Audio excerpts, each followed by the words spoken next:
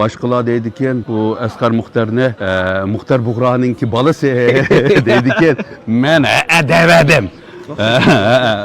Kırındaş akini atı balı bulup yaşığını nisqiyson deb oylayma.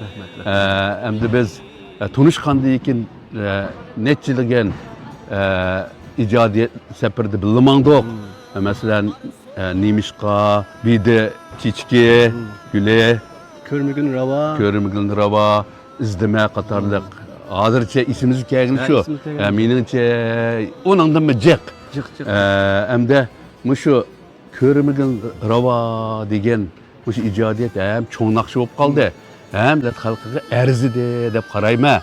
Şu kuy şiirimni kulağına algan deyken kandarak hissiyatda müzik işildinki bir işki gibini anlamakçı mı? Hem de bu Körmügün Rava degen tekst sizden dəslep kankarlığımız olğaçqa. Şunda.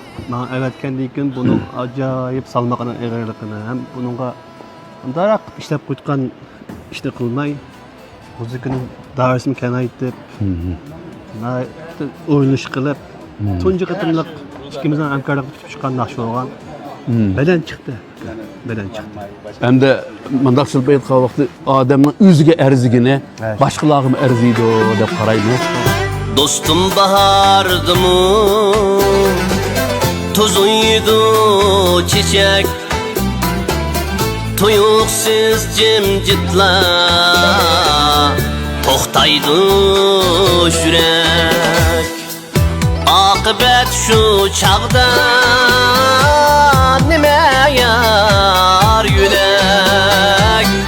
Ruhi kisellikni görmegin rava. Muhtar